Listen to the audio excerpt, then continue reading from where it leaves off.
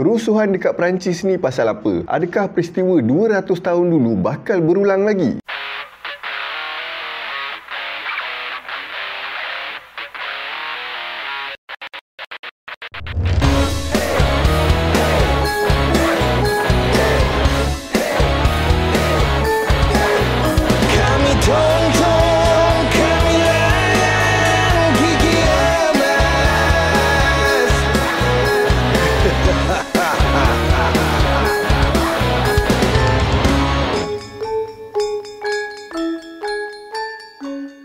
Assalamualaikum dan salam Melaka bersejarah. Memandangkan hari tu aku ada cerita sikit pasal Raja Perancis, jadi hari ni aku tergerak hati nak cerita sikit pasal apa yang tengah jadi dekat Perancis sekarang ni. Aku tak tahulah korang perasan ke tak, yang dekat Perancis sekarang ni tengah berlakunya rusuhan besar. Sebelum aku teruskan dengan isu ni, aku share dulu pengenalan ringkas pasal Perancis ni. Perancis ni salah satu negara dekat Eropah dan ibu kota dia ialah Paris, di mana terletaknya Eiffel Tower tu. Jiran-jiran Perancis ni ramai Spanyol, United Kingdom, Belgium, Luxembourg, Switzerland, Monaco, Andorra, Itali dan juga Jerman. Sekarang ni Perancis guna sistem pentadbiran Republik Semi Berpresiden. Maknanya Perancis ada presiden dan juga Perdana Menteri. Macam mana nak kira tu? Siapa yang ketua sebenarnya? Secara ringkasnya lah, presiden yang akan jadi ketua negara. Dia sama macam yang di Pertuan Agong kita lah, cuma diorang dah tak ada raja dah. Sistem beraja diorang dah hancur dah masa revolusi Perancis dulu. Raja pun habis dah kena pancung. Jadi ketua negara tu digantikan dengan presiden, di mana presiden ni akan dipilih oleh rakyat. Perdana Menteri tu pula fungsi dia sama macam Perdana Menteri kita dan kedudukan dia bawah sikit je daripada presiden. Perdana Menteri dengan menteri-menteri yang lain ni pula akan dilantik oleh presiden. Jadi presiden Perancis sekarang ni ialah Emmanuel Macron yang menjadi presiden sejak 14 Mei 2017 dan Elisabeth Borne adalah Perdana Menteri Perancis sejak 16 Mei 2022.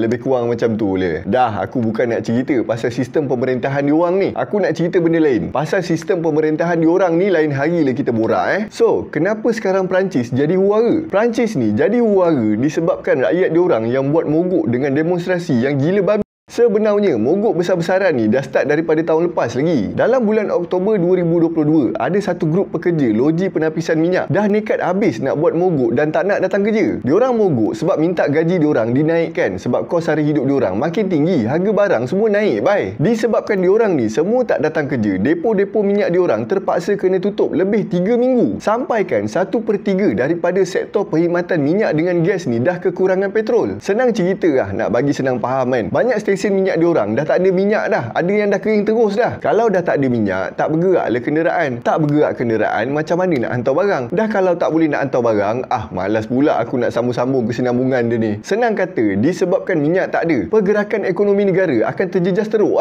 Jadi nak tak nak, kerajaan Perancis terpaksa masuk campur untuk handle situasi ni sebelum jadi lagi teruk. Pada 12 Oktober 2022, Perdana Menteri Perancis keluarkan arahan supaya pihak berkuasa tempatan letakkan pekerja yang cukup dekat loji penapisan minyak supaya bekalan petrol ke stesen minyak di seluruh negara tak terputus. Macam mana nak letak pekerja yang cukup tu, pandai-pandai le pihak berkuasa fikir kan. Masalahnya, mogok ni tak berhenti dekat situ je tau. Disebabkan tindakan mogok sekumpulan pekerja ni dah mencetuskan demonstrasi rakyat yang makin besar dan merebak dekat seluruh negara. Aku rasa diorang ni dah lama pendam tau. Sekali bagi spark api, terus terbakar man. Demonstrasi besar-besaran ni berlaku pada 18 Oktober dan 27 Oktober 2022. Bila jadi benda ni, memang pressure teruk dekat kerajaan pentadbiran Presiden Emmanuel Macron. Kementerian Dalam Negeri Perancis anggarkan lebih kurang 107,000 orang yang terlibat. Tapi Persatuan Sekerja laporkan sebenarnya ada 300,000 orang yang terlibat dalam demonstrasi tu. Diorang buat demonstrasi ni sebab nak tuntut kenaikan gaji minimum. Diorang minta kerajaan buat balik penilaian gaji supaya gaji diorang tu selari dengan kadar inflasi semasa. Diorang juga kecam kerajaan disebabkan kos sara hidup yang makin meningkat. Jadi diorang demand bantuan kerajaan untuk support diorang punya perbelanjaan. Senang cerita, diorang pun nak bantuan tunai ramah lah macam kita ni kan.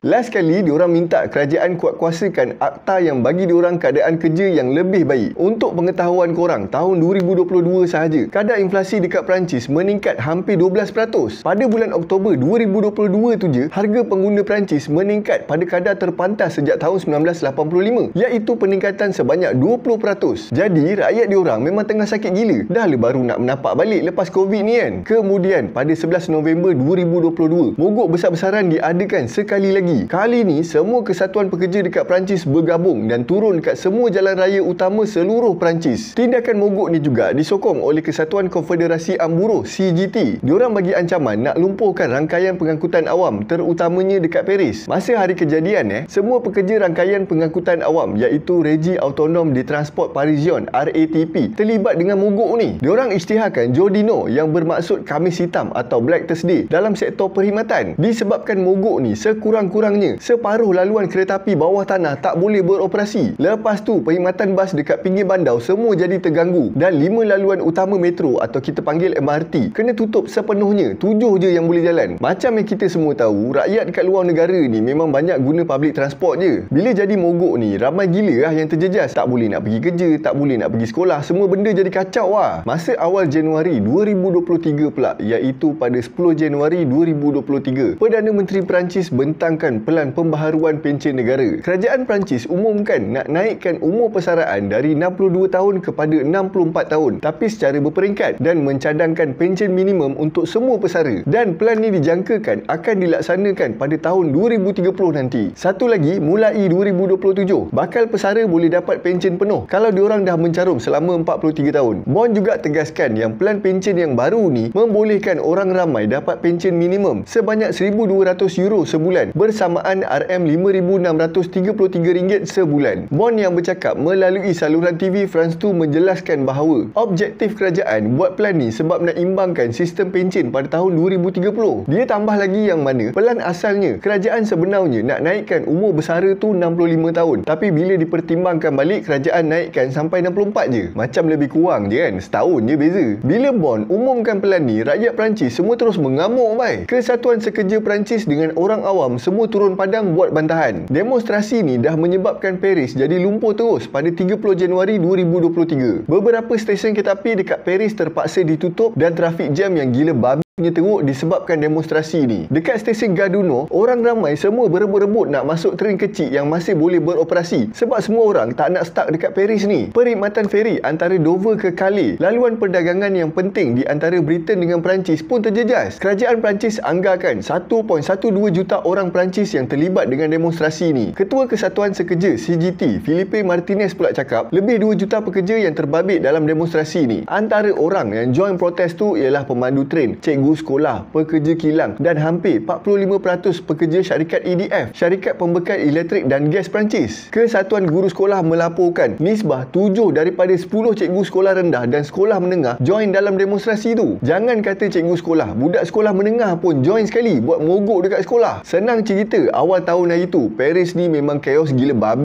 Ya, siap. Protes besar-besaran ni jadi satu cabaran besar untuk Presiden Perancis iaitu Emmanuel Macron. Dia seboleh-boleh nak yakinkan rakyat bahawa rancangan reformasi pencen tu adalah tindakan yang adil, bertanggungjawab dan perlu dilaksanakan. Sedangkan rancangan tu sangatlah tak popular dalam kalangan pengundi dia. Dekat sini aku nak korang faham satu keadaan kuasa Presiden. Kalau ikutkan, Presiden ada kuasa untuk buat keputusan ikut suka hati dia. Tapi kalau dia nak stay lama, dia kena follow lah keputusan yang popular. Jadi dalam situasi ni, rancangan ni adalah rancangan yang paling tak popular, tapi Presiden tetap nak jalankan rancangan tu. Kerajaan Perancis terdesak untuk laksanakan rang undang-undang untuk naikkan kadar pencen ni supaya sistem pencen diorang tak lumpuh. Peningkatan had usia persaraan selama 2 tahun dan lanjutan tempoh bayaran akan tambah 19.1 bilion US dollar atau RM82 bilion dalam agihan pencen tahunan. Seterusnya membolehkan sistem tu pulang balik modal pada tahun 2027. Aku tahu korang macam tak faham now apa yang aku tengah cakap ni. Aku nak ringkaskan, aku risau aku salah explain belakang sebab aku tak adalah mahir now dalam ekonomi ni. Nanti korang tanyalah siapa-siapa yang faham sebab apa yang aku cakap ni berdasarkan apa yang dicakap je, tak ada ubah apa-apa pun. Walaupun kerajaan kata ini jalan yang terbaik, tapi Kesatuan Sekerja tak setuju. Diorang cakap ada je cara lain untuk pastikan sistem pencen tu terus stabil. Contohnya, kenakan cukai tambahan kepada golongan yang kaya. Macam kita lah nak hapuskan subsidi kat golongan T20. Lepas tu diorang minta naikkan sumbangan majikan atau golongan pencen yang yang kaya. Macam kita kan, company kena bagi 12 ke 13%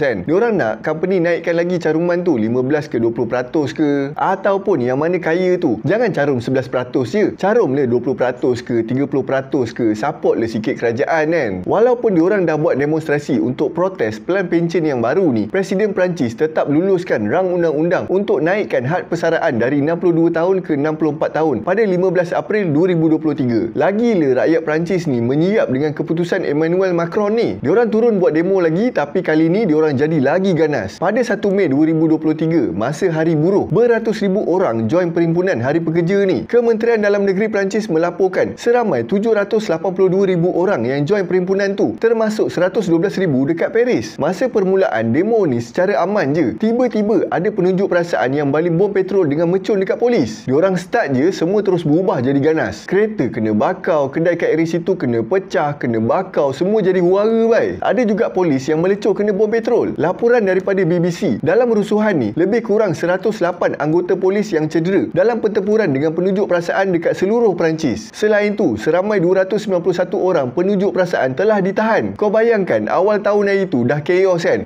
Yang ini Royal Rumble bai.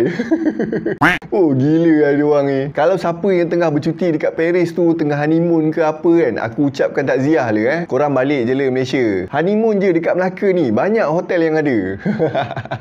Lepas tu pula, dah lah rakyat Perancis ni tengah berbulu dengan undang-undang pencen baru yang kerajaan buat. Muncul pula satu lagi isu besar yang menggempaukan negara Perancis. Pada 27 Jun 2023, seorang remaja berketurunan Algeria yang dikenali sebagai Nahel Merzouk telah ditembak polis dari jarak dekat kerana tak berhentikan kereta bila polis suruh berhenti. Tembakan tu kena dekat bahagian dada Nahel, tapi dia masih boleh drive kereta tu lagi. Tak lama lepas tu, kereta Nahel ni dah sengit je, langsung terbabas. Perkhidmatan kecemasan cuba selamatkan Nahel, tapi akhirnya Nahel meninggal dunia di tempat kejadian. Masa kejadian tu berlaku, ada 2 orang lagi dalam kereta tu. Seorang kena tahan, seorang lagi dapat lari. Ketua Polis Paris, Laurent Nunez, keluarkan kenyataan di mana anggota polis yang terlibat lepaskan tembakan disebabkan dia rasa terancam dengan tindakan Nahel. Pihak polis mendakwa yang Nahel cuba nak langgar polis yang buat roadblock dekat situ. Tapi viral pula satu video yang tunjukkan Nahel ni tak ada pun nak langgar polis tu. Polis tu yang tiba-tiba pergi tembak kereta Nahel ni. Peguam untuk family Nahel, Yassine Bozrou, menegaskan yang video viral tu memang bukti jelas menunjukkan anggota polis Perancis membunuh seorang remaja. Dia juga menjelaskan yang family Nahel ni dah failkan aduan terhadap pihak polis Perancis kerana menipu dalam kenyataan. Malam lepas kejadian tembakan Nahel tu, keadaan dekat sekitar Nantes, lokasi di mana Nahel kena tembak tu, jadi huara bila banyak orang buat protes jalanan. Kereta, tong sampah, pelet kayu semua kena bakau. Selain tu, diorang bakau juga bunga api untuk memeriahkan suasana. Lepas tu, berlakunya pertempuran di antara penunjuk perasaan dengan pihak berkuasa dan 7 orang telah ditangkap. Kematian Nahel dan protes jalanan tu telah menambahkan lagi kemarahan rakyat Perancis. Maka terjadinya rusuhan besar-besaran sekali lagi. Pada 1 Julai 2023, awal bulan hari tu, seramai 45,000 orang anggota polis dan beberapa kereta perisai digerakkan ke seluruh negara sebagai persediaan untuk menghadap protes yang lagi besar. Setakat 1 Julai 2023, 917 orang telah ditahan dan yang paling muda ditahan berumur 13 tahun. Disebabkan isu ni jadi panas, kes Nahel ni terpaksa dimasukkan dalam sidang Parlimen Perancis. Menteri Dalam Negeri Gerard Darmanin maklumkan dalam sidang Parlimen yang anggota polis yang terlibat sedang disoal siasat. Kerajaan Perancis tengah teliti semua pilihan yang diorang ada untuk kembalikan keamanan dekat Perancis. Perkhidmatan bas dan tram untuk sesi lewat malam telah dihentikan untuk kurangkan pergerakan. Bermula pada 3 Julai, rusuhan dekat Perancis dah mula reda, tinggal beberapa tangkapan kecil je. Menteri Dalam Negeri Perancis keluarkan juga arahan supaya pihak berkuasa bersikap tegas dan menangkap sesiapa yang merusuh secepat mungkin. Selain tu, nenek kepada Nahel Merzouk pun dah minta orang ramai untuk hentikan rusuhan pasal Nahel ni. Walaupun protes ni dah reda, tapi kerajaan Perancis masih berjaga-jaga. Hari ni, masa video ni dirakam 10 Julai 2023, kerajaan Perancis haramkan jualan bunga api untuk festival Hari Bastille yang bakal disambut pada 14 Julai 2023 nanti. Hari Bastille ni adalah hari yang menjadi tanda permulaan revolusi Perancis pada 14 Julai 1789. Senang cerita, tarikh ni tarikh kejatuhan kerajaan beraja dekat Perancis. So, diorang memang sambut hari ni sebagai hari sambutan kebangsaan. Kenapa kerajaan tak bagi jualan mercun untuk festival ni? Biasanya, budak-budak nakal ni suka baling mercun dekat jalan untuk kacau sambutan Hari Bastille ni. Jadi, kerajaan haramkan jualan bunga api pada 14 dan 15 Julai 2023. Larangan ni termasuk dengan aktiviti pengangkutan dan penghasilan bunga api. Pihak berkuasa tempatan yang nak buat pertunjukan bunga api je yang boleh pasang bunga api ni. Orang awam tak boleh, takut jadi lain pula gang. Video ni keluar pada hari Isnin 17 Julai. So masa korang tengok video ni, mungkin korang dah tahu dah apa yang jadi pada 14 dan 15 Julai tu kan. Sorry lah, aku tak dapat nak tengok masa depan, so aku tak boleh nak masukkan sekali dalam video ni. Yang penting korang dah boleh faham kan apa yang tengah jadi dekat Perancis sekarang ni. Bermula dengan mogok dan protes rakyat disebabkan peningkatan kos sara hidup, ditambah lagi dengan undang-undang pencen baru yang kerajaan buat, last sekali pasal kes tembak Nahil Merzouk oleh pihak polis. Jadi dekat sini aku boleh katakan satu dunia tengah terkesan dengan kejatuhan ekonomi global ni. Diorang yang pakai euro pun sakit, apa lagi kita yang pakai RM ni kan. Walau apa pun, aku rasa korang boleh dapat le info sikit pasal isu semasa, dapat belajar pasal sejarah sikit macam revolusi Perancis, hari Bastille dan sebagainya. Aku harap dapat memberikan manfaat le dekat korang semua ni. Sampai situ je cerita aku untuk hari ni. Andai kata korang ada pendapat atau pandangan atau nak tambah atau nak betulkan info aku, atau korang nak update apa yang jadi pada 14 dan 15 Julai nanti, korang boleh tuliskan dekat ruangan komen dekat bawah. Aku nak minta maaf andai kata aku ada terkasar bahasa, tersalah fakta ataupun penyampaian aku hari ni tak berapa menarik. Aku tak tahulah kenapa dengan aku ni hari, aku rasa aku nak demam kot. Tekak dah perit, lepas tu suara susah nak keluar, hingus pun asyik nak meleleh je ni. So aku minta maaf sangat. Kalau korang nak bagi hadiah dekat kita orang, korang boleh tekan button super thanks dekat bawah video ni. Terima kasih sebab sudi luangkan masa untuk menonton video aku ni. Semoga kita berjumpa lagi dalam video yang seterusnya. Assalamualaikum dan salam Melaka bersejarah.